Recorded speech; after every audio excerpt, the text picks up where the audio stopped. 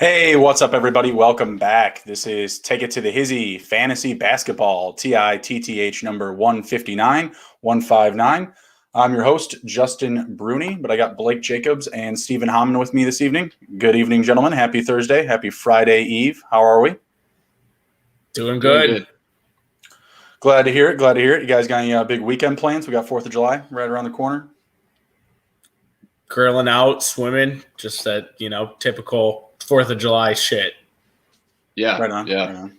Just hanging around the house, probably have some family over, do some grilling. Do you guys have off on Monday? Yes, sir. I do not, but I work late, so yeah, I don't have to get up too early the next day. We didn't really talk about it at work. Like, no one was like, oh, yeah, enjoy the 5th, and I went into my bank and they're like, yeah, we're going to be observing, July 5th for July 4th. I was like, okay. I got my Scott Fishbowl draft, I think, at like 1 o'clock that day. So I was like, man, I'm going to be really bummed if I got to do some work before that. So hopefully it's a little extra day off. We'll see. I'll probably get like the thing tomorrow. Like, by the way, we're going to need you to work on Monday. Like, kick rocks. Says it on the calendar, observing 4th of July. We deserve it. We get it off. So other than that, how are we enjoying the NBA? We got the Suns moving on with a little bit of melodrama there from the Clippers. Are you guys excited for Chris Paul, Dev Book, DeAndre Ayton, the Suns? Absolutely. How long has it been since they've been even to the playoffs? Playoffs. That long, I'm sure, but to the finals, I have no idea. The finals it had to have been what was it, 96 or 97 when they played the Bulls? Yeah. That was the last time, I think. So yeah, I don't think they ever got there with Nash, right? No, never got there with Nash. No. Yeah. Crazy to think that this team really made it to the finals and those Nash teams didn't, because those Nash teams are solid all the way around with Joe Johnson, Marion, Nash, Amari. So, really happy for Devin Booker. Been a big fan of him. He really weathered the storm there in Phoenix for a while. Looked like they were going to be kind of in the doghouse for maybe even waste much of his career, but here they are, and I think they're heavily favored right now to win the finals. Yeah, like of the 3 remaining teams, including the Bucks and the Hawks, they're like minus 200, minus 225 to take it all. But obviously, it helps. It helps from this series when you're looking at a hobbled Trae Young or potentially a hobbled Giannis if he can even come back. We'll see. Let's dive into our best bets for tonight. Steve, we'll start with you. You're taking a first quarter prop. I'm going to be doing the same. Yeah, I'm taking over 26.5 first quarter points for the Hawks. I think it's just low. I mean, I know Trae Young's out, but Lemon Pepper Lou, I think he steps in. He had in his last start, he had a nice game. So he did. I think that number is just a little too low for 2 teams that are missing some key players that would dominate the ball. So I think this is going to it'll be exciting to watch. All right, right on. How about you, Blake? What's yours? I'm looking at the moment. You go ahead with yours again. Did you say yours, Justin? No, I'll start with mine. So I'm getting a little degenerate-esque. I got Atlanta scoring the first basket of the game. That's paying plus money. Give me the plus 116 on that. I've got John Collins over 15.5 points and over 8.5 rebounds. That is parlayed, so I have to hit both. And then I have the under 54.5 first quarter total because I think the Hawks are going to come out slow. I also like the Bucks to win outright the first quarter and for Atlanta to win the first half or cover the 1.5 point spread on the first half as well. So I'm really diving in tonight. I'm pretty excited. And then Blake, we got yours. Before you had both teams to score at least 100, pays minus 169. Did you want to add anything on that? I just think that obviously you're losing scoring from Giannis, but I feel like they might be able to change the way they play together as a team. I think that opens a lot of opportunity for other players that can score for it. I mean, the Bucks still have players that can score in Holiday. Tucker can give you something. Portis can give you something. I don't have to say anything about Middleton. We know what he is. So I'm not really worried about them getting to 100. I think that they're going to grind and they're going to find a way to stay in this game. I don't think it's going to be a blowout. So I think that they can definitely get there. I mean, even Brook Lopez, he's going to be able to contribute. I like him a lot, actually. I'm looking at his points plus rebounds. I really like this over 19.5. 19.5 points, rebounds, and assists, or just points and rebounds? Just points and rebounds. Okay. His over/under for rebounds was sitting at about 6.5, and I couldn't dive into that. I do think that I think the Hawks are going to be able to expose them in the paint. Giannis was leading the playoffs in total rebounding. But before we get into the preview here, let's continue on with some of the props. We're going to go through our monkey knife fight props. So first up here, we do have Chris Middleton. Look to be the big scorer right now for the Bucks with Giannis out. His point total is at 27.5 points, paired up with John Collins over the 15.5. I've already committed to taking over the 15.5 with John Collins, so I'll kind of start with there. I think that he's actually only hit this number once so far in the series. I'm just not buying that Bogdanovich has to be the guy again to really carry the scoring load for Atlanta. So I'm going with Collins tonight. I like the 15.5. I also really like him in the paint as well with Giannis out. And then Chris Middleton, the 27.5. I'm going to take the under because while I do think that Middleton is going to have to do a lot, I think he's going to do more facilitating. He's going to have more assists than usual, rebounds. He's going to be kind of that swing man and glue guy. And maybe we see a little bit more scoring out of guys like you mentioned, maybe like Brook Lopez, maybe Drew Holiday. So I'm going to go with the under with Middleton and the over for Collins. What do you guys think? What was the total? Was it just the points? Yeah, this is just points. So 27.5 for Chris Middleton and 15.5 for John Collins. Yeah, I personally am going to go over for both. Okay. Yeah, I like the upside for Middleton. I just feel like he'll be more of kind of like that swing man. He's going to be drawing a lot of attention. I feel like you said it earlier before we even started to go live. They need to get to the line, and that's what I think that he's going to try and do. And I think that one of these centers for Atlanta might get in foul trouble, which could, spell trouble for John Collins with the points because, if he's out, Capella comes in. You never know what's going to happen. You can't predict the weather here in a basketball game like this. But like I said, I think he's going to be aggressive. He's not going to be shooting a lot of threes. They're probably going to depend on a guy like Bryn Forbes to do that. And Middleton is going to be that slasher to get to the line. And he can hit his free throws. Yeah, I like it. What do you think about this prop, Steve, between the two? I'm really kind of back and forth on both. I think my thing with Middleton, I feel like a solid 27 points is all he's going to have tonight. And so you're losing right there on that hook. Yeah. And I think, honestly, 27 points would be enough for the Bucks to get the job done with the other players they have with Giannis out, things like that. So I'm going to take the under as well on that. And then John Collins, it should be, for them to win, that he's going to have to hit the over, but I think he just has a better vibe when Trae Young's out on the court. So I'm going to take the under on that one as well. I think this is going to be maybe a Clint Capella game. I should have also added this to my best bets. His over on boards, 11.5. He's a board machine. Yeah. Oh, yeah. I'd grab that up instantly for sure. I love the 11.5. Usually he's sitting around like 13, 12. So that's solid. I love that value.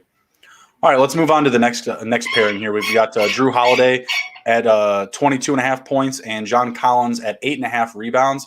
Again, I took the over for the 8.5 on John Collins already, so I love that. And I like the scoring for Holiday. I think that both Holiday and Middleton are going to be able to score, so getting a little bit better value on Holiday at the 22.5, I'll take the over on that rather than Middleton's 27.5. I like the extra 5 points for sure. Yeah. Is there anyone else you're looking at? What's that? Was there anyone else you were looking at besides these guys? No, it was just the John Collins 8.5 and Drew Holiday 22.5. Collins on the rebounds and Holiday on the points for the monkey knife fight prop, the second one we got up here. Okay. You hit it right on the head, I feel like, with Drew Holiday. With Giannis out, there's just more possessions for these other guys to get shots because he does dominate the ball. For him to really be successful, he has to dominate the ball. So I think Drew Holiday getting 5 less points from that Middleton number, I'm going to like that all day. Drew Holiday he's a player, he can put in the points. We haven't seen it as much, like I said, because Giannis dominates the ball. So I'm going to go over on both, really. I think 8.5. I think John Collins could easily get over that. I'm thinking so. I feel like Drew Holiday is very underrated as a defender, and I feel like he's going to be able to lock down these guards that Atlanta has left without Trae Young. So, I mean, every time he plays against Portland, he locks up Damian Lillard. He locks good guards down. So, I mean, that you got to take that into factor with him as well. Yeah, absolutely. Going to be able to cause maybe an extra possession or two for himself. Or a steal and get a fast break for sure. So you like the over for him?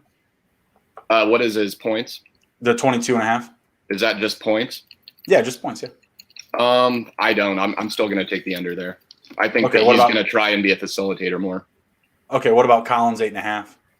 8.5 points. Rebounds. I'm going to go under too. I'm going under on that as well. Okay. I'm anxious to see who's going to be the big rebounder for the Bucks tonight. Like I said, Giannis is leading the playoffs. I think the next closest guy on the team is Middleton on rebounding. So I was going to say Tucker. Brooke Lopez, I think, only had like 3 rebounds in that last game after Giannis went down. Kind of disappointing. I'm going to say Tucker and Portis. Yeah, I mean, and Portis is going to have to get a lot of playing time tonight. I was looking at his totals for like points, rebounds, and assists, and it was at like 26.5, and I just thought that was way too high for me. I didn't want to get involved. Absolutely. So. All right, cool. So we're going to jump into the game preview now. We do have Trae Young out. Clint Capella is in, and I believe Bogdanovich is in as well. Is he a lock to go? Yeah, I think he's good to go. Yeah, I'm seeing probable now. So, but Trae Young is out. So the number went up a little bit all day long. Is about 2.5, now up to 3, now up to 4.5 points on the spread for Atlanta. They are paying plus 163 as road dogs traveling to Milwaukee. Over under now is at 212.5. I believe for most of the day this number was about 215, 216, depending where you received it. I hit. I'll pull mine up here. I know I had 215 I had 215. So I took the under 215 and I took Atlanta money line. I still like Atlanta in this game. Giannis played in the last game. Trae Young didn't, and obviously, Giannis wasn't able to finish. But the Bucks still weren't competing. Lou Williams was filling in perfectly for Trae Young, distributing the ball, being very efficient with his shots. Kevin Huerter and Bogdanovich, or Kevin Huerter, I should say, was cold from 3. Bogdanovich was carrying them from 3. I'm not sure if we get the same from Bogdanovich, who is still a little bit banged up from that last game. That's why I'm really high on the Collins picks tonight. So I like Atlanta in this one. I think the spread is nice. I mean, like I said, I'm taking a money line straight up. So give me the 4.5, maybe buy it up to 5.5 if you want a little bit more comfort. What do you guys think about the total and the game in general here for the spread and the money line? It's probably changed, right? Those were the most recent numbers that I had. Was the 212. It came down to the 212.5 from the 215 or 216 that it was sitting at. Okay. And then the spread for most of the day, from what I saw, was at 2.5. I stayed away from the spread. I'm all in on Atlanta tonight. I'm taking them on the money line. I gave the extra value there to get the plus 160. Oh, I got plus 123. So they were probably expecting Trae to be in. So I still like Atlanta even with them out. So maybe I'll jump on some live value. I'm on Jazz Sports right now, and it has it at 4.5. And okay, 213. Yeah, I'm looking at the same. So 213, okay. Pretty similar number. But where are you guys at with that? Do you like the 213, Blake? Do you like the spread? What do you think? Personally, the spread is kind of telling me that Vegas knows something. They're favoring the Bucks by 4.5. It's a scary thing to even look at, in my opinion. But I'm going to take the Bucks, and I'm going to take a money line. Yeah, I think that's safer without Giannis, with some uncertainty. I don't hate it. The Bucks are playing at home. A lot of upside playing at home. They've played great there all year. Maybe Middleton goes off. I'm not betting on it. Like I said, I'm on the opposite side. I like Atlanta, but Bucks still very good odds playing at home in front of their home crowd. It obviously made a difference for Atlanta in their last game. Right. What do you think, Steve? Where are you at with this one? I'm all over that Hawks money line pick. I think they pulled that one out here. With that line movement, I mean, that definitely what did change because of the Trae Young being announced out so late, whereas Giannis, I think we knew at like 10:30 this morning that he wasn't playing. I think we all knew for overnight that there's just no way that dude was suiting up. Like that was a nasty twist. Yep. didn't like it. Doesn't sound like his prospects are high to come back. So, but yeah, with Trey out, the movement, was definitely live. Yeah, so I'm staying with that, though. I'm taking the money line. I'm staying away from the total. I'd probably trend to the under just because I do like Blake's bet of both teams to score 100 points. I just don't know if it goes much more. That. Yeah, much more. I think you see that kind of be a very close bet towards the end of the game. I mean, the East playoffs just get worse and worse and worse as we go on. I mean, we're sitting here in the Eastern Conference Finals, and we don't have Giannis or Trey Young for these teams. Come on. I mean, it's pretty brutal. It's tough. Yeah, definitely not appetizing. That's for sure. It's going to be tough finals to swallow. It may not be, the most marketable event around. I mean, no other sports going on, so it's obviously going to be. But, maybe less than what the NBA was anticipating or thought was deserving. So let's jump into some game props here, some just like by the quarter value. So I mentioned that I like the Bucks in the first quarter, and I like Atlanta after the half. So right now for the Bucks in the first half total, or not total, but money line, you're looking at minus 145 for the Bucks. I like that. For the second quarter, the Hawks comes down to about plus 105 money line. They're about plus 115 for the first quarter, so there is a little bit of extra value there. But the books are also saying Bucks in the second quarter. I don't like that. I'm going to go opposite. I think that the Bucks come out. They get the tone. They set the tone, I should say. They get rolling, kind of feeding off the home crowd energy, and then it just kind of slowly fades a little bit. The shooting goes a little bit colder. Atlanta turns it around. I do like Atlanta for the first half here. Are any of these quarterly numbers or first half numbers jumping out at you guys, or anything that you want to jump on? I really like that Bucks first quarter.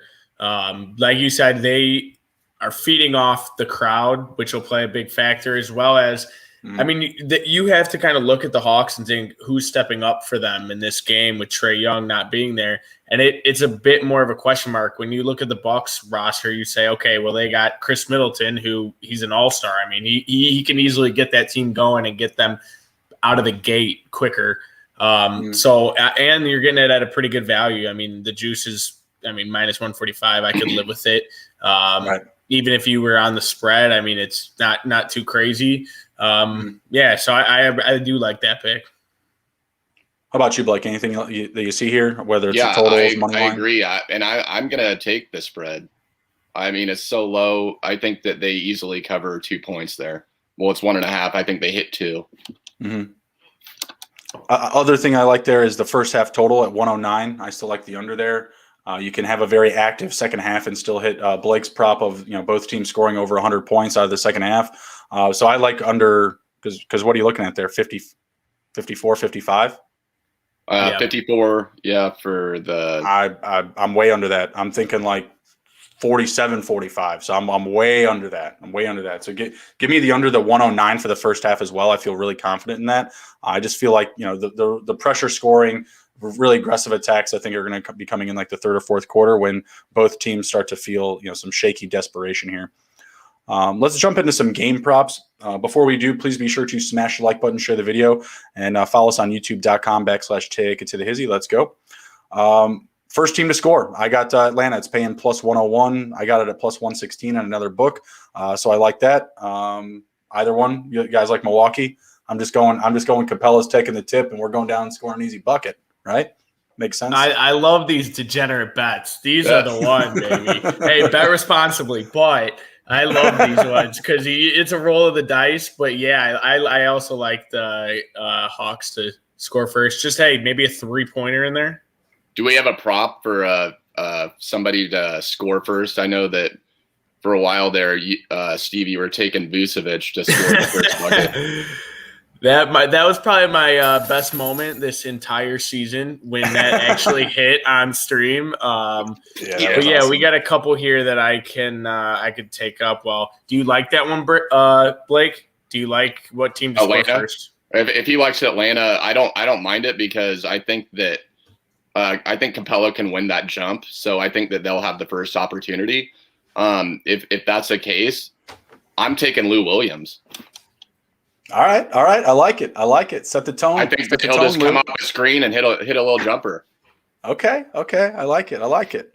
What about we got the race to 10, I mean, 20. It also depends on if he starts, but I'm assuming he starts. I think he's he starting. will start. Yeah, he's starting. What about the race to 10, 20, and 30 and 40 points? So the odds shake up a little bit. The race to 10, Milwaukee's paying minus 125. The race to 20, again, Milwaukee minus 125. The race to 30, Milwaukee minus 127, and 40 minus 128 Milwaukee. There's no plus options there for Atlanta. There's really nothing good to look at for numbers. Yeah, I mean, if I was getting like a plus option on Atlanta for any of those, I think it's like the 30 point break. That's like the break line, but after like 30 and 40 points, I'd be taking Atlanta. But the race to 10 and 20, I'm probably going to go with Milwaukee. What do you guys think? Yeah, I'm in agreement. I really think race to 10 is probably my favorite. Yeah. Just because of how I said they have established players who are going to get them out of the gate and not necessarily be a slow starter where, we're with the Hawks, you don't know. I mean, Herter, is he cold this game? I mean, that plays a big part, or do we see game 7 Herter where he's just dropping buckets? Well, he was 1 for 7 from the 3-point line, and that's really where he's getting his best value, is shooting well from beyond the 3-point line. So if he can get a little bit better efficiency tonight, I think he have a good game. I mean, really and it could really get to 10 points quick with Atlanta, or 20. Either way, I'm just saying that Capella and not necessarily Collins, but Collins is a presence underneath the basket. I mean, they could be cleaning up these offensive boards and getting some putbacks, and they could get there quick. Mm-hmm. I like the 10 points to Atlanta. All right, I like that. I like that too. First shot of the game made, yes or no? First shot, anybody? No. I'm gonna say no. Well, then I hope it doesn't go to Atlanta. I don't need any trading. I don't need any like that much stress for the first basket. That'd be great. Well, if I'm betting on Atlanta to score first, and if I was taking a Lou Williams prop bet for him to actually make the bucket first, I'm going to take yes. Right. What about let's see, Milwaukee or Atlanta make their first shot? No plus money, paying nearly even. I'm staying away on that. If I can't get that at even. I'd take that at an even. If I do it, I'm betting the same amount on both, and I'm saying yes on both because I think one of them will hit either way. Now, if both of them hit, awesome.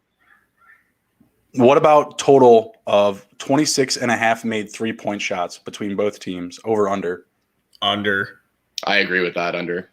Yeah, I like the under as well. So in the last game, we're looking at 21 total. The game prior, we're looking at 11 and 15, so that's the actual 26, but you still see you got the half there. You got the hook.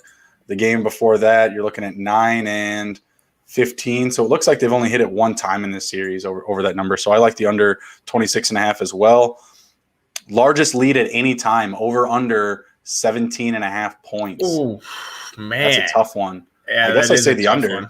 I say the under. I'm taking the under. I think statistically you probably take the under, but I mean, based off last game, I mean, we saw there was probably that probably hit, the over hit on that. So, and let's see, the last one, both teams to score 110 plus. Yes is plus 294. Any love? Both teams have to score over 110? Mm-hmm. No, thank you. Yeah, it's a tough one. I'd probably stay away. Try my best to stay away from that one. All right, cool. Well, let's move on here. Lastly, we had up was just the odds for the championship. Like I mentioned earlier, the Suns at minus 240. Are you guys willing to put anything in on the Bucks or the Hawks? Yeah. I mean, the only team that I would do is probably Atlanta. It's irresponsible spending, in my opinion. I think that they actually would match up decently against the Suns with their bigs in Capella and Collins. So, I mean, I think that they match up better with the Suns than the Bucks do. Yeah, I just think it's really hard to throw money in right now, not knowing the situation with Trae Young. Now he's going to be going on back-to-back games, sitting out. Exactly. If he's out, if he's out, there's no way we're putting money in on them. No. If he's in, that makes it a lot more interesting if he was playing tonight. Mm-hmm. The Hawks me there are really the only value, but I agree with Justin that I think the Suns are. I think the Suns are really the team. Obviously, they're the team in the finals already, but they're going to be the team to beat. Yeah, It's the pick for sure. But I was just saying, if I were to pick one, I would pick the Hawks over because I don't think the Bucks can beat the Suns. I think the Hawks might be able to pull something out of their ass. Who knows? Well, the only reason I would pick the Hawks is because I don't think the Bucks can beat them now. I mean, yeah, Trae Young's going to be out tonight, but I just don't see Giannis coming back. That looked brutal. Yeah. And, he needs his lower body to explode to, create his, what he does. You don't want him taking jump shots. No way. If that's what he's taken to, then the Hawks have that in the bag. Yep. Oh, yeah, absolutely. That's the only reason I give the Hawks a little bit more upside. But once they get there, dead in the water. All right, let's move on. We're going to go over our 2021 free agency and trade market. We're going to go through some names here. We're going to start with just the free agents. Chris Paul is going to be a free agent. I think he's actually got a player option.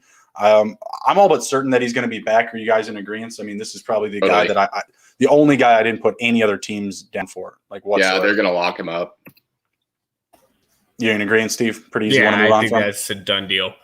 All right, cool. So next up, we've got Kyle Lowry. I'm looking at teams like the Lakers, the Clippers, the Heat, the Knicks, the 76ers. Any good matches there? Anyone that or any other teams you want to add in? I think I've always thought that you would make a great match for the Celtics, but I don't think it'll happen. The 76ers are in love with him. They want him. I'm sure they're going to offer him Simmons and a beautiful package to go along with it. Whether or not Toronto wants to give away their prized possession and Kyle Lowry, they love that guy. He's a free agent, so I don't think he's going to be coming back. I would doubt it. He can't. They're not even playing in Toronto, and who knows if they're playing there next year. I would assume they will, but I don't know. Everybody's the traveling situation is getting different with having to get vaccinated. It's going to make it's going to be harder for people to go to the games unless they're diehard fans. Some people aren't going to want to get vaccinated, so that might hurt that market value in Toronto. Toronto might not even be a team anymore. Who knows? Well, I doubt that. You never know. That vaccine makes people, or it forces people to get it, and some people don't want to get it. So, all right. Well, all right. What do you think, Steve, about Lowry? Where might he land next year? So I always say this. I think, and we almost saw it at the deadline. I think that the Heat are always in play. Pat Riley doesn't pull any punches to try and throw together who he can. And I think he knows that Jimmy Butler might not be able to do it all on himself. So I like him to go there if I had to pick anybody. Sixers, I think that's his hometown, if I'm not mistaken. It is. So, there's always an opportunity there, but I think they're going to have to make some magic happen with, I don't know, they claim to be committed to Ben Simmons. We'll see. I think the Lakers would be a good spot, but I just feel like the Lakers should get a younger guard, with Davis and LeBron. I'm not sure if they're going to manage to keep Drummond. His name's on this list. We'll see if we all agree if he should be staying put with the Lakers or exploring other options. But I feel like they need to get a little bit younger and more explosive, and rather than just go after the name, the guy. But I wouldn't hate the Clippers either. Reggie Jackson, he's going to be a free agent. So there's a spot there as well. I think that really depends on if Kawhi does come back. I believe he has a player option as well. The Heat, I really like. I think it's a great fit. I felt like that was going to be a move at the deadline. I felt like he was actually going to get down there. I'd like to see that setup. Lowry, Butler, Bam. I think that'd be a nice little, couple of different layers of offense. Lowry who can distribute, score, Jimmy who can do it all, and then Bam, locking things down low. I think the Knicks are pretty interesting. I feel like the Knicks also want to get, more of like a star type of guard. Lowry, about a year left, maybe 2 at the most. But I feel like he would also bring, some balance to the team. I think he'd be a good fit. Next up, we've got DeMar DeRozan. Some names that I have down are the 76ers, the Knicks, the Heat, Lakers, Mavericks, and the Nets. I didn't know if that was an E or an O. The Nets, not the Knots. What do you guys think about some of those locations and any to add? I think the Lakers would be perfect for them. Yeah, they need shooting, and that's what's been killing them. Mm-hmm. I think that would be great. Now the 3-point shooting really isn't there for him. He's never been much of a 3-point shooter, but right. Like they've been talking about in Phoenix. sometimes that little jab, Jordan Crawford was talking about it. You can hit that mid range. It's a nice compliment. No, I think he'd be a great fit there. But again, it's tough for me. Like the Lakers were the second team I put down, but again, like, do they go with someone who's more experienced, or they go for like some youth, some youth insurgent into the lineup? What do you think, Steve? I mean, I think a lot of signs point to, DeRozan's a Compton guy. So him getting back to LA, I think everyone kind of has that penciled in I think that's where a lot of people think. I don't know if that's where he actually ends up, because I think there's a part of the Lakers who they got their season demolished by injuries this year. So going with these older guys, is that really going to put you in a better spot if, say, LeBron goes down or anything like that? Maybe you got to do a step up above Schroeder, but I don't know if it's necessary. DeRozan, I think DeRozan and even Lowry could be one where a team that shoots for the stars and say they're trying to land a trade for Damian Lillard or someone like that, and they can't quite get it done. Right. And so they have to settle for that, tier below. I think that's possibly where they go. So you mentioned Mavericks. They're going to do everything in their power to get a team around Luka and please him, with some of the reports we've heard of him being displeased with what they've done for him. And that just seems like someone, Dallas, no one's like dying to go to Dallas and play. So it might be one of those where he can chase a bag and get paid decently more than he would a la being in LA. Absolutely. What do you guys think about the Nets if they move on from Kyrie? There's talk that they might move Kyrie. They weren't happy with him sitting out of games and just his attitude in general.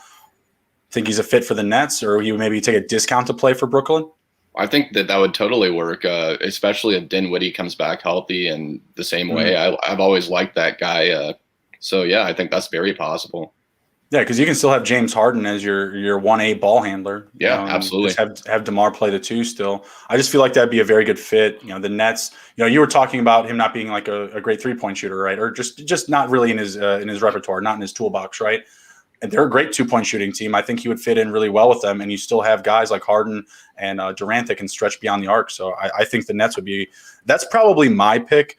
I think the Mavericks would be fun. I think just like Luka and DeMar, he's got a clutch guy that can finish shots for him. So I'd like to see that. I think the 76ers is kind of like overplayed. But like Steve alluded to, from Compton, a lot of upside for the Lakers. So that will definitely be a good one to follow. I do think real quick, Dinwiddie, he did make a comment just this week, maybe early this week, late last week. He's not willing to take any type of discount to stay there. So I think a team will more than likely overpay for Dinwiddie, even if it's like the Minnesota Timberwolves, or the Pacers or someone like that. The Magic needs somebody, man. The Magic needs somebody. So, I think Dinwiddie would be out there. I think some of this is just blowing smoke with the whole Kyrie thing because of the friendship. Now, if I hear Kevin Durant come out and say he was pissed off with how Kyrie did it, then I'd be like, oh, full. But I know those two, they're tight and everything like that. So I don't know. I think this might just be some of the smoke and mirrors that we see in the offseason. Well, the one with Kyrie is just like, do we try and flip Kyrie for Russ Westbrook and bring back, the OKC original 3? The OKC Nets. Yeah, exactly. All right, next up we've got Victor Oladipo. I'm thinking he probably stays with the Heat where he's at now. I think he probably re-signs there, but I also have down the Lakers, 76ers, and the Raptors. What do you guys think about those and any to add? I don't think he goes anywhere. I'm in agreement with you. I think he's going to stay put, and they're hopefully going to get him at a discount. He's not getting that big of a contract. And, if he comes back at 75, 80% what he was, that's a great deal. Well, you got to get a good deal on him in general because the dude's always broken. The dude's always hurt. So you have to get a good deal in general. And that's the only thing that's kind of holding me back from Miami really diving in is because I feel like Miami, they're a couple of pieces away. They get another big man in there or another, elite guard. They can really run away with this thing. Really disappointing play all year long, honestly. Still hate the Kelly Olynyk trade. Why did you get rid of Kelly Olynyk? Unreal. I think Oladipo, he fumbled the bag. He got offered that huge extension from the Rockets, and I get it. Yeah, I wouldn't want to stay in Houston either, but Then you go to the Heat and you play. I mean, I had him on my fantasy team. He played a handful, really fumbled that. I think there might be a little bitterness from the Heat that they didn't get what they wanted, but you're gonna know that he can, when he plays, he actually does add value to your team. Oh, yeah. Have big nights. You just have to know that you're gonna have to rest him. There's going to be no back-to-back nights. There's going to be extra rest in there. So, I mean, I think there's some teams that would be willing to do that. I mean, Clippers would love him then. He'd fit right in. Even the Lakers just asked LeBron, you need your rest. You need your rest, man. All right. Next up, I've got Tim Hardaway, another one I could see staying put in Dallas, but some teams that I have down here is Denver, the Lakers, like I alluded to, maybe getting a little bit of youth insurgents, the Pelicans, or the 76ers. Really like the 76ers too. He seems like a Doc type of guy. Now, if you're going with that whole narrative of not being too old, but a little bit younger, then that fits perfect for the Lakers instead of that DeMar DeRozan. I think that, I mean, he's kind of streaky with his 3-point shooting, but when he's hot, he's hot. So, I mean, I think that would be a good fit too. Other than that, it's just I would think he would want to go to the Lakers the most out of anywhere. Yeah, I think he'd be a great fit with the Lakers. I mean, right now at the 1 and 2, like they're not really committed to anybody. They've just been rotating dudes. I mean, other than Dennis Schroeder, who doesn't seem like he's going to be coming back. And Caruso got locked up. Gotta watch yourself in the state of Texas, AC. Come on now. Any love for Denver? I kind of threw that one out. I was just like, man, Denver seems to be like a piece away. Yeah, I mean, I do kind of like it. I think he would have to really be thinking he's going to have to take a back seat just to some of the guards that they have on their team. But I think, you got Jamal Murray playing there. I mean, he's going to take a back seat to him unless you put him at small forward, and then I think he's a little undersized for where I think they need to go. I was thinking Jamal Murray, Tim Hardaway, Michael Porter, Aaron Gordon. I think that's why it's enticing to see him go there and be. I mean, he kind of also be a defender for them. I do like that, and I think the vibes of that team are strong. It really will depend on what type of role he's wanting to accept. No, I mean, he's not going to be a focal point of the offense, but I think that he kind of needs to go somewhere like that where he's not, the second or third guy. I mean, in Dallas, if anything, he's probably taking a handful of too many shots, just not necessarily. They need someone else there who can score other than Luka. They need a 1B, and Hardaway wasn't it. But, putting him behind Murray, behind, the depth shooting of Porter, Aaron Gordon, Jokic, I mean, he'd be a little bit buried there for sure. Like if we're talking like fantasy and box score production, but I mean, as far as pieces to win a championship, I think I really like that 5. I don't mind it. It's not too bad. Not too bad. Here's a nice little fantasy name from this year. What about Cody Zeller? I could have swore is going to be Campazzo. Nah, he's not a free agent, man. They got him locked. They got him secured. So Cody Zeller, I got down the Wizards, Raptors, Knicks, Bucks, Clippers, Golden State, Dallas. A lot of places Cody Zeller could make a big old difference. Any names you like here and any to add? I really have no idea. This one to me is just a toss-up. I think maybe one of those Midwestern teams. He just reminds me of a good old Midwestern boy. So if the Pacers threw their name in there, I mean, it wouldn't surprise me. I don't really know. This one's a toss-up for me. I think there's a lot of teams that could use him for sure. But I'm not sure if I could pinpoint where it's going to be. I mean, the Bucks, the Clippers, they're playing still right now, or I guess not the Clippers anymore, but 2 championship contending teams that need big men, need guys in the paint. Wouldn't mind the Knicks. Golden State, they're talking to James Wiseman is available. So we're ready to make that dude available. 7th, 14th pick, no big deal. We're going after it. So maybe not Cody Zeller's the guy to go after, but he'd be a nice little bench piece, a little rotation piece. For the same teams that I mentioned, Kelly Olynyk, Enes Kanter, any love for either of those guys? Kelly Olynyk, go get a ship. I don't mind it. Enes Kanter, I mean, I think there's some value there of like just having a big body. Someone like the Clippers, they need that. They were really lacking that down the stretch with Ibaka having, I don't know, back surgery, whatever it may be. Just that guy who can just plant his ass in the middle of the lane and kind of rough up some players and, grab the rebounds. So I do, and I think Kanter he thinks very highly of himself, in my opinion, and so I think he was going to go chase a ring. So I could see, the team like the Clippers being in the mix there because they have to land a big man this offseason. Right.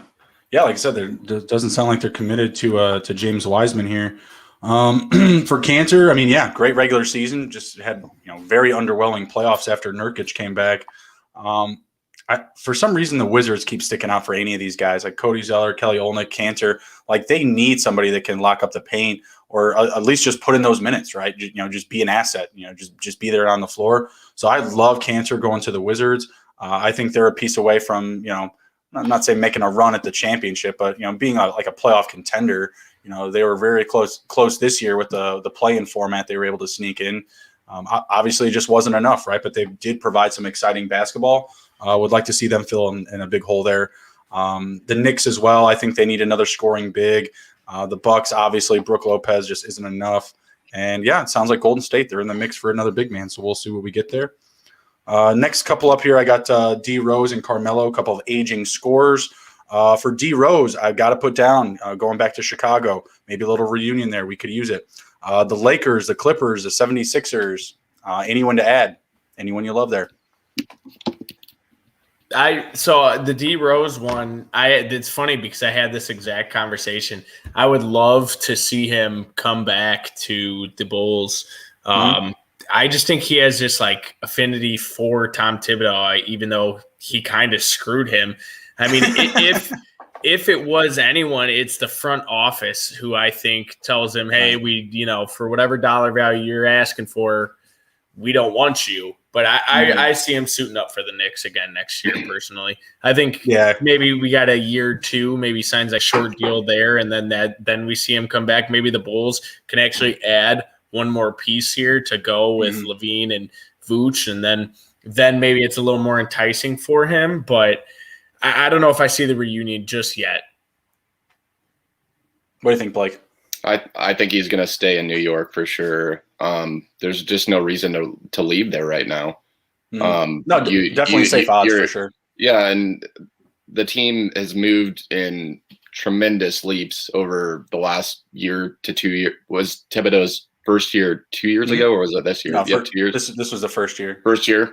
Yeah, I mean, that's just leaps and bounds better than what they have been, and you can see the talent coming in the draft, the picks that they gotten quickly, and the team's going in the right direction. And I don't think Derrick Rose would. Why would you want to leave that? And you have comfort in being with a coach that you played with most of your career. Right. And he really elevated his game in the playoffs. They weren't running him for a ton of minutes after he was traded from Detroit. But as his time in New York went on, the trust, obviously was reconnected with Thibodeau. But from the rest of the team, really, really grew and evolved. And he was the guy in the playoffs. Like Randall was a shadow of himself in the playoffs. So he was their guy driving the number, really attributing for most of the box score production in their playoffs. Obviously, it wasn't great. They won one game. Yeah, they won one game. They won. Yeah, I think he could have a solid role going forward. I wouldn't hate the Lakers, but again, I don't think it really fits that theme of, hey, let's get a little bit younger. But I do like the Clippers. I think that they could get involved. I don't think the 76ers will. I don't think they would. Carmelo chasing a ring. I got the 76ers, the Suns, the Knicks, Bucks, Heat, Lakers, Clippers, Golden State, the Nets. I love the Nets. Bring them back to Brooklyn. That would be sweet. Bring them back to New York. But not the Knicks, though, because screw that. I just don't think it would happen. I just don't think it would happen. No, I agree. I did hear some chatter that the Lakers are planning on pursuing him there. I mean, I do see it. I mean, he's banana boat. So I do kind of see that. And, I mean, he is kind of he's a spark plug. He comes in, he can drop a couple buckets for him here and there. Where I think that they were probably hoping Kyle Kuzma could do that or even develop into more, and he's just kind of fallen flat lately. So I do think Carmelo going there. I hope Carmelo gets a ring. I mean, that guy's going to be a first ballot Hall of Famer without a doubt, even if he doesn't get the ring. But it's similar to Chris Paul right now. You just want to see these guys finally win one. Right. Well, if that's the case, then I think that Golden State or the Nets should be his top priorities. I mean, what's wrong with LA? I don't know. There's just something about LeBron, man. I don't know. Like if I'm an NBA player and I'm a free agent and I'm trying to go to a super team, I want some of these younger shooters. Like the Nets were, a possession away from moving on with hobbled players. With a broken James Harden, with a broken Kyrie. You know what I mean? Like that team is a piece away for sure. I mean, they were literally a possession away with a quarter of their talent. You know what I mean? So if I'm looking at them, I know Golden State's going to be absolutely aggressive. They're talking about trading their top pick from last year just to go all in for one season.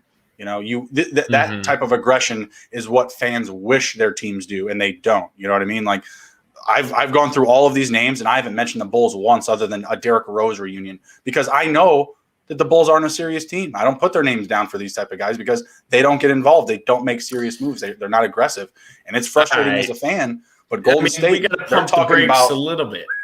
We got our tourists now. I mean, we're in a whole new regime. So let's pump the brakes a little bit on this. I do think what the Bulls did, adding Vooch at the deadline, was for a reason, to make it a more appeasing place to be because LaVine wasn't going to get it done. So I'm pumping the brakes a little bit on that. But I do agree. We're trying to get LeBron and whoever back in when he went to Miami, and we landed with Carlos frickin' Boozer.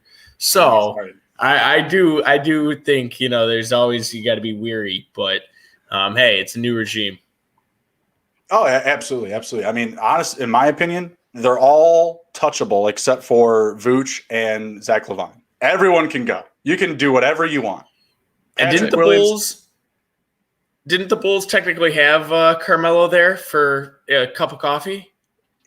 Yeah, it was like literally 15 minutes, and then it was like he was like kind of like passing through. It was just like, all right, so you're gonna be you're here. Lay over at O'Hare. Sit down. You're leaving in like not that long, so don't worry about it. Like you don't have to worry about the food here. It's gonna be fine. Don't get used to it.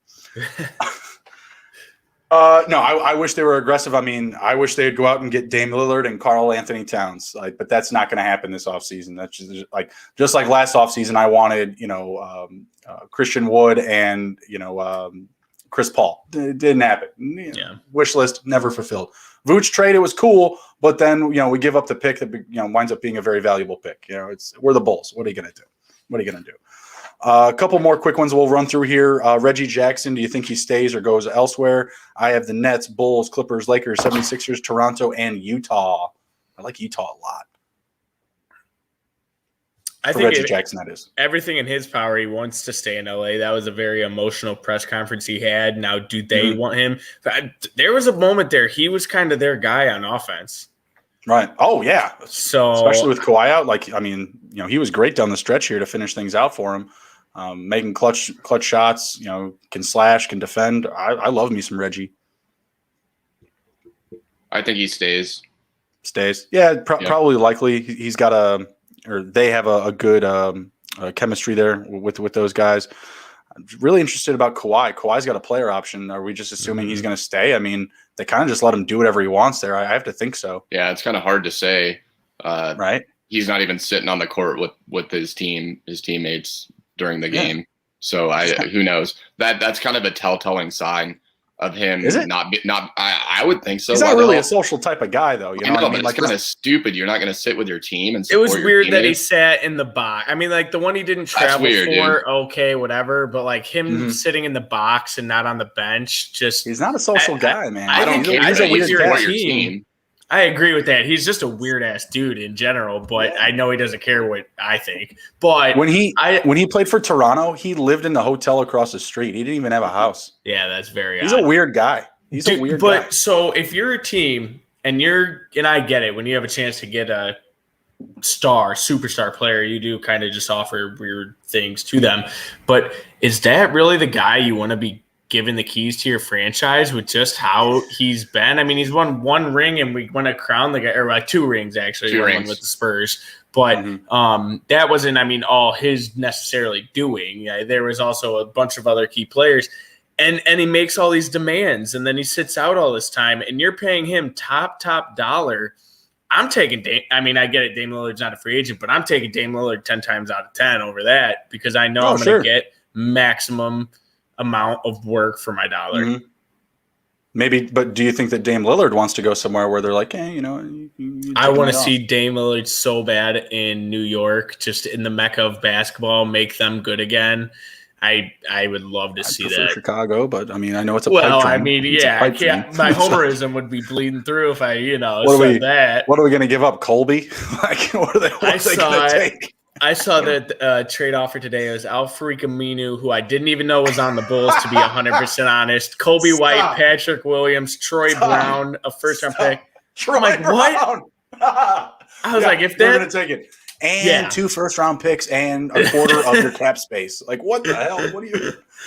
I saw a rumor. We couldn't offer Thad Young. We couldn't offer Thad Young in there. My God. Mr. Hustle. Unreal. That'd be unreal. Yeah, I saw a rumor as well for Dame. The Celtics were, I don't know if it's true or not, but they were offering Jaylen Brown picks and possibly Marcus Smart was involved in that trade too. That's enticing. That's a good offer. We don't have such things to offer. Like Marcus Smart, Troy Brown, baby. Troy Brown. What the? Yeah, he's been here about 8 minutes. He's done about 8 minutes worth of work as well. Like, I mean, come on. Like, that's too much. It's never going to happen. And like I said, like we can't have nice things in Chicago, but.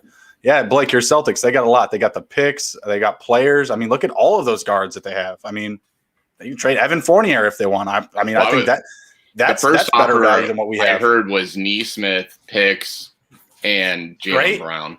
Great. Cool.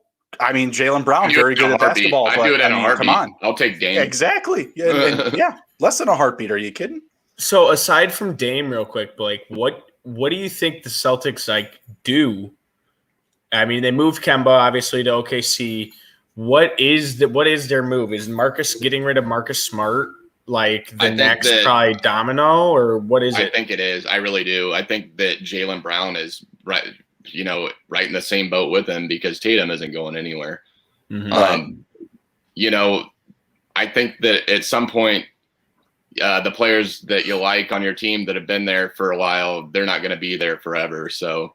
I think that, yes, everybody's kind of expendable right now besides Tatum, and they're going to move somebody here before the season starts to get one of these big guards. And I think Dame is at the top of that list. Well, I know they're ready to roll 100% forward with Peyton Pritchard at the 1. So obviously they've got a ton of flexibility. Yeah, absolutely. I mean, the guy isn't bad. I wouldn't want to start with him. I wouldn't want to have him as a starter, but I think he'd be a solid guy off the bench. Yeah, I don't think they lose all. The other biggest trade rumor. Go ahead. No, I was just going to say I don't think they lose all three of those guys: Smart, Fournier, or Brown. What were you going to say? The other biggest trade rumor that I read was James Wiseman for Pascal Siakam. Oh wow! Oh. Now think of that roster. That Golden State would be nasty. Well, are you still assuming Kelly Olynyk's at like the 3 or the 2? Kelly Clay Olynyk. at the 2 or the 3? Kelly Olynyk, wrong team. What did I say? James Wiseman. James Wiseman for Pascal Siakam. So Siakam would go to the 4, or you play the 4 more than likely. Not working. But who am I? God, Golden State. You're thinking of Houston. Kelly Oubre is who I'm thinking of. I said Kelly Olynyk. Kelly Oubre. Yeah. So Oubre, Thompson, I'm assuming Oubre or Wiggins is going to be gone next year if Clay's coming back. I just don't know how that would work. I mean, I like Wiseman, but apparently Golden State's not bought in on him. But you still have Draymond Green there. That's what I'm saying. Like, you're going to move Draymond to the 5? Yeah. I don't like that. I think you lose some rim protection for sure there, but if you told me they've always liked to play small ball. I do agree with that. If you told me they had Siakam and like Andre Drummond and they lost Wiseman and all that, I'd be all in. I'd be cool. Like if they were able to still make that up at the 5 spot because there are guys available, that they can go out and either trade for. What I would prefer. I don't know how they're going to make it work. That's all. The only thing I read was they wanted to trade Wiseman for Siakam. So what about this? What about James Wiseman, the 7th pick and the 14th pick, straight up for Karl Anthony Towns? I don't. Like, does Minnesota say no? I don't ever see that happening, but I mean, you're talking about a top 3 pick from a year ago. You're talking about a top 10 pick from this year. Yeah. Two top 15 picks. If you're Golden State, I don't think you want Towns. Okay. In my opinion. I don't know. I think you do. I don't think that's a fit for that run and gun type of play. Do you? I think it'd be pretty fun to watch. Yeah, I think he can step outside. Yeah, I agree. But everyone thought it was going to be fun when the Lakers got Nash and fucking Dwight Howard too. Well, we were wrong. We were. We're like, oh my god, that team's unstoppable. I thought the Bulls were going to be good with Vucevic. They weren't. Yeah, sometimes it don't work. I think this draft is a little deeper as well, where there will be some more players. Whereas last year it was you had your top 3 picks, and that was about it. This one, I think you have Mobley, you got Suggs. You're going to get some later value, so that 7 pick probably is a bit more enticing this year. I got another one. How about Wiseman, the 7th and the 14th or 15th, whatever it is, for drumroll Zion Williamson, who doesn't want to be with the Pelicans anymore. Is that enough for Zion?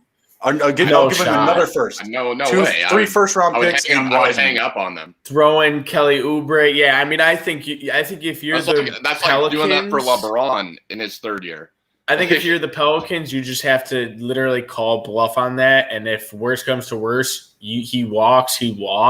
Just because, I mean, like, you're not going to be that team that just trades away Zion. I think that's terrible. Same team that lost Anthony Davis. I mean, the Pelicans are bad. They're a bad organization.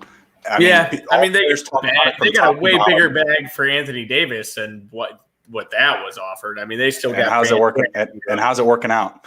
How's it working out? Fair, if I'm the Pelicans, I'm trying to take everything Boston has for them. Oh, okay, sure. I mean, if I was Boston, if I'm any of these teams, I'd be all in. I mean, well, you got to look at the teams that have a lot to give.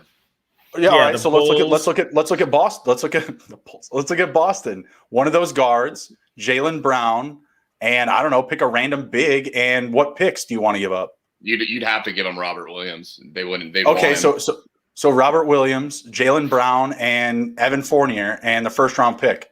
Yeah, I think that's enough to get it done, and I would still do it. Yeah, you're getting a 4.5 5-star player in Jaylen Brown. You're getting a respectable big in Williams. The picks, whatever. I think it's not. I don't think it's that bad. And honestly, I don't think that Wiseman trade would be that bad. Boston gets to keep Smart. So yeah, I love how many picks would you have to give up if it was just picks alone? Like 3 first-round picks, 4 first-round picks? I don't know. For Zion straight up? Mm-hmm. Yeah, I mean, I think you're probably talking 3. Depending on where the picks are, for sure. Right. What do you guys think about Donovan Mitchell leaving Utah? That's the last one that I have here. Doesn't sound like he's very happy with the Jazz. Tough. I think that. Yeah, I have no names written down. I have no teams. Fit. Lakers would be perfect for him. Yeah, I mean that would be quite the fill-in, just to slide in next to LeBron and AD. I mean, they need a guard. Yeah, they do. Well, what do you think about? Well, if that's the case, what do you think about Kyrie reuniting with LeBron via trade? Never happened. That'd be interesting. Never happened. I don't think it will. It just seems like those two just can't coexist on a team together. Right. I don't know what it is. I don't know if it's just Kyrie can't coexist with anybody. He's just a weird. Kyrie's looking at people's horoscopes, and it just doesn't work out. All right. Actually, the last one, I don't even know how we didn't touch on him. Ben Simmons, where's he going? I've seen the Kings. I've seen the Portland. Goes to Toronto. I think he goes to Toronto for Lowry if it happens. That would be. I mean, well, Lowry's not going to get traded unless they did a sign-in trade, because Lowry's just going to be a straight up, UFA. But that would be pretty interesting. I don't know. Would Toronto do that? I think it might work out that way. I mean, why wouldn't you want to do that? You get somebody that's not bad. I mean, he's not a bad player. He just can't shoot. Regular season player. Yes. Well, he just can't shoot. Real quick update. He would be a terrible guard in the fucking West. Terrible. First to 20 points, Milwaukee hit. Who scored the first basket? We don't know because we haven't. One. Yeah, we we've been over chatting. I just saw right a monster slam by Portis for the 20th point. It still says it's still. Did I take Atlanta? I don't remember. I took the Bucks. I took the Bucks on 10 and 20, and I took the Hawks on 30 and 40. Oh, okay. You got a hell of a way to go for 30 and 40, but at least you cashed the first two. Yeah, yes. So what's the score right now? 7-22, Milwaukee in the lead. Okay, all right. Well, like we said, they were going to take the first quarter. We're almost at that lead of 15 already. Jrue Holiday. I think we said 17. I highly doubt that Atlanta probably scored the first basket then. But Jrue Holiday did. Jrue Holiday scored the first basket of the game? Yep. Well, that's just rotten. Real quick to get back to Ben Simmons, I think if you're the Sixers, I mean, yeah, you're going to be marketing him to all these teams, but I think you almost have to sit tight. Yep. You're going to get more value if you keep him on your roster to start the year. You play a little bit, let him get back into that form. He doesn't have that pressure where he's just afraid to even throw a layup in. Right. And you're maximizing your trade suitors then too, because then someone becomes disgruntled. So I just really don't buy that he's going to get moved in the offseason. Could it be next year? Very much so. What about just at the draft? I could see him get moved at the draft. I could see something happening there. Yeah, I mean, if I really like if they could make a move for like a Jalen Suggs if he was to fall in the draft at all. I mean, I think he's a better player and somewhat similar to the athletic build of Ben Simmons. Obviously not 6'10", but just a pure athlete who can actually shoot the ball. Yeah, but it'll be interesting for sure because that's been one of the craziest like storylines I feel like of this entire playoffs. Just his complete meltdown. Haven't seen someone like that in a while. I mean, it's not even that much of a meltdown. I mean, hell, we're watching videos of Kobe Bryant talking about it. It's like, hey, kid's got to work on his jump shot. It's not a very good shooter. Like, it dates back a while, you know? It's really nothing it does. New. But he had the yips. I mean, he passed up an open layup. That's a big issue. That was bad. It's just tough. Yeah, but, when you get the LeBron treatment from Embiid. Like from Embiid, that's saying a lot. Well, I guess from any player other than LeBron, period, it's saying a lot. But yeah, it was no good, and it was embarrassing. He usually shoots like 60% from the free throw line in the regular season. That series, it was under 30%. Like it's just atrocious. Like it can't be accepted. And the problem is, he's going to the line second most, right behind Embiid. So it was obviously a strategy for opposing teams. So. Unfortunate, but I do agree with you. They should probably hang on to him a little bit, prop up that value. Just drop a few, like, oh, he looks amazing tweets. Doc Rivers, get on the Twitter, start talking up Ben Simmons a little bit, and who knows, someone will take the bait. I did like that landing spot in Toronto, Blake. I think that's a pretty creative one. I wouldn't mind seeing that. They're a really defensively minded lineup in general with Siakam, Van Fleet. So I wouldn't mind seeing that. I think he'd be a good mix in there. All right, cool. Well, it looks like what are they up 22-7 still? It's not looking great. It's not looking great for some of my picks here. So we're going to get to it. I'm going to go kiss my lucky egg, knock on some wood, and hopefully some of the fortune turns back my way. You guys have anything to close this down with? I think that who we got? Brooke Lopez, that rebound point total is already halfway there. Damn. What is he at, 3.5, 4? Well, it was points and rebounds. I think it was over 19.5, and he's at 6 points, 2 rebounds with 6 minutes into the game. Let's go. All right. Right on. All right. Well, take care. Be well, everybody. Be good. And if you can't be good at it. We'll see you later. Yes, sir.